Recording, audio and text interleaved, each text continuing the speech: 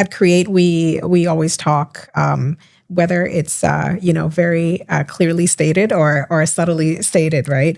Integrated in the conversation, we really care about like mindsets. Right? When you started, did you think about like, okay, what kind of mindset, should I develop or like, who did you admire? Who did you look up to that you're like, okay, I'm going to have my own company and these are the people that I really admire that I kind of want to kind of emulate? People I admire, right? Yeah. I think from a technical perspective, I have certain people I admire, but let's talk about mindfulness, right? In business. So to be honest, I don't think I had anyone I could admire from a mindful approach to management. I had there were different bits and pieces from different people, right? I had really good mentors and such, but I felt like there wasn't one person that I could say, I want to be just like that. And I think everyone kind of goes through that once you kind of develop in your career, you have many people you admire and stuff. So for me, in terms of on a technical basis, like I really admire my professor, Dr. Shabir over at Joint Graduate School of Energy and Environment. He taught me LCA and, he's a teacher to me, right? He's a professor, but he's really a teacher to me. If you look at like relationships, I'm a big fan of Rosalind Unibantu, right? So she's doing her PhD on regenerative leadership. And she has this like review paper that came out and all this stuff, like, people think, oh, it's like, what? It's just conceptual, but like the way she reviewed the landscape, the work, there's really a need for different ways of shifting mindsets or just working together in a group. I'm doing a poor job explaining what she does, but if you read the No worries, she's on our board. She's on the Create board. I know, check out Roz. Check out Roz. Board, right? But the work she's done, I think the big thing that really stuck out to me was she was saying that, there's all these SDG goals, right? And none of them have been achieved. All the technologies out there, there is money and such, but why haven't they been achieved? Okay, it's like the way mindsets, right? How people are approaching situations, how are people working together, even if you disagree and stuff. So no, that's something I admire, right? But when it came to my company, when I established it, I didn't really have much of a plan for like, what kind of culture I wanted to create because it was going to be a small company anyway, but I knew that. You're like, we're just going to do this. Yeah. Thank you, Brad. I appreciate that a lot. I knew that I didn't want to, I didn't want to be repeat bad experience I had, right?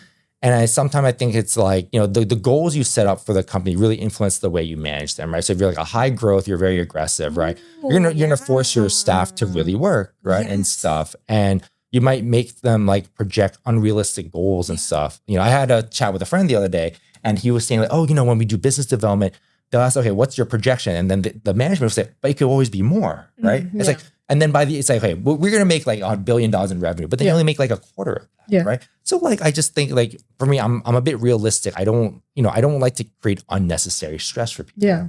Stuff. And if they're stressed unnecessarily, they're not motivated to work. Yeah. And stuff. I love that. I mean, it's like two very simple words, unnecessary stress, No, I really appreciate your answer because when I look back, like I think a lot of my bosses and the people that I work with, I really admired their mindsets, their leadership mindsets. So I had a lot of people to look up to. And maybe that's why I didn't become an entrepreneur because, I was like, I can't be as good as them or something. And you didn't have someone specific in mind and you just became what you wanted to be. And that's what I really admire, right? Roz is very articulate about this. And that's why she's on my board, on the Create board. And that's what we're working towards. So SDGs are like the goals. Not like the goals. They are the goals, the sustainable development goals, but there's UN, no how. Right? But there's no how. And leadership mindset is really important for the how. And then you just beautifully described it in such an easy way. Like, how can I not create unnecessary stress? I love that so much.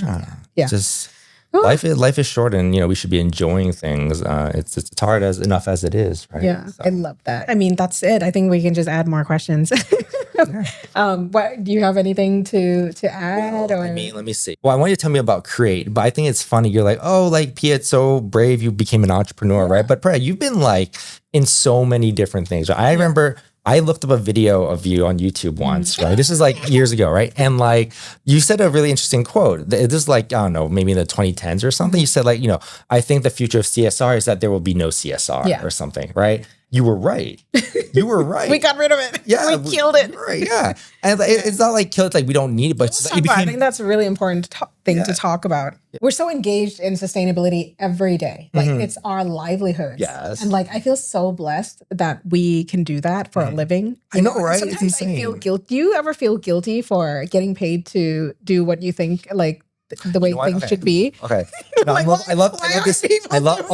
I love this question because it's okay. I do feel guilty, don't people know but this? I don't feel guilty as much anymore. You know why? Because I think about the work. So at least the work I do, right, to do LCA, you could take a course in like 3 days, right? But do you want to hire like the smartest engineers and scientists to do this high quality work for like free? No, that's not it. LCA is like a professional service and stuff, right?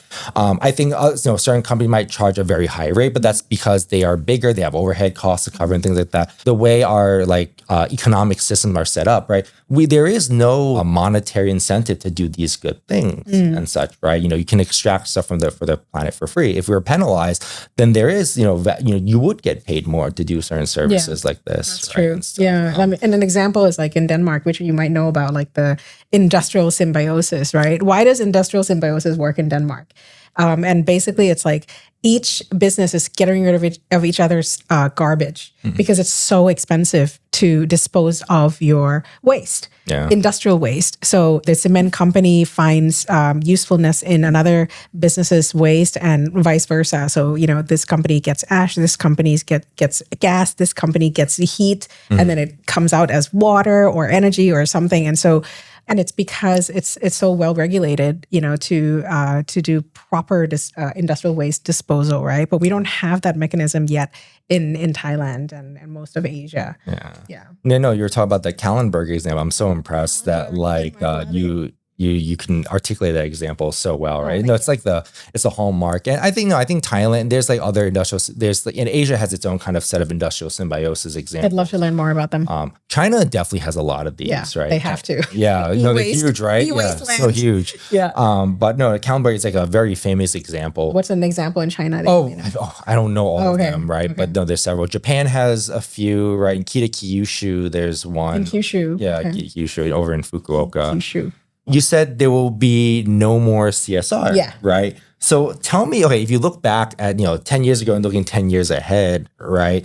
Are you happy with the way things have gone, in terms of like, I guess, corporate? In terms of corporate sustainability, when you're looking at frameworks, I'm super happy because I used to work on helping Thai companies get Dow Jones Sustainability Index rankings, right? And they had like a very clear North Star, like we want to get on the Dow Jones Sustainability Index. And so they had to do everything that they didn't want to do in order to get that reputation, right? And it's really great for branding and marketing and PR, right? So I think a lot of the companies, they did the hard work, which I was very happy about. It wasn't just lip service. So I'm happy in that sense. Of course, I'm not happy with the Conference of Parties, COP. That's okay. A lot of people. and I've never gone to COP, by the way. I've never gone to COP. And I don't think I need to. I don't think we need to go. It's like Greenpeace at COP or something. Yeah. And they tried to do alternative COP in Bangkok a few months ago. And I hope they try again. But it's interesting that people are so upset that they formed like alternative COP. So in terms of goal setting and frameworks and assessment, I think it's good in terms of sustainability management. So there's like when the term ESG, environmental social governance, I think it makes it more clear. Like we're not just talking about corporate philanthropy, we're not just talking about carbon footprint, but we're talking about business management as a whole with a long-term lens. And that's what corporate sustainability is about. What I'm not happy with is people just still seeing it as nice to have, and I think the only way to convince them is to show them the numbers, right? To be like, sustainability is about quality. It's about cost savings. It's about ROI, like return on like investments in the future that are really worthwhile. And you can breathe better and have better water, air and water quality and all these things. Yeah. So like, frameworks, right? No, there are a lot of mature frameworks. There's a lot of technology and stuff, right? My favorite thing to say is like, there's too many frameworks, not enough actual work going on, right? And I'm not trying to discredit people who are working hard all the time and stuff like that. Because no, there are a lot of people doing stuff, right? But I also think that sometimes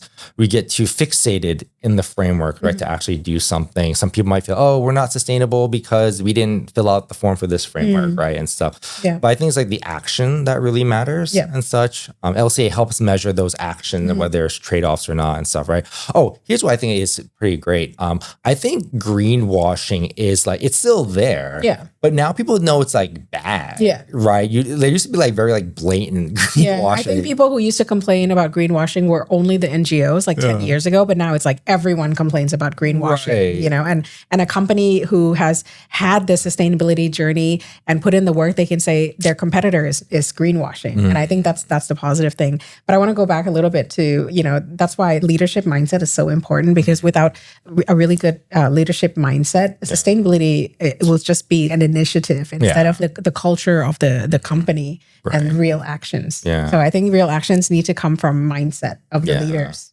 Well, speaking of mindsets of leaders, right? So I think, I mean, especially in like Thailand, like other countries in Asia, everything's very top down, right? Singapore especially, right? It's like if one example is like in 2019, the prime minister at the time, he made a statement in his like annual speech. He said, climate change is as important as the armed force. And after he made that statement, everything changed. Like they made a budget for like climate change. They changed names of ministries. Like one of the research institute, they got more funding and stuff, right? So anyways, that's the top down thing, right? And so you're talking about like leadership, right? Yes. How could we promote more kind of like decentralized incentives, right? Because I think it's like it feels lame to have to wait for the top management to say something and then agree.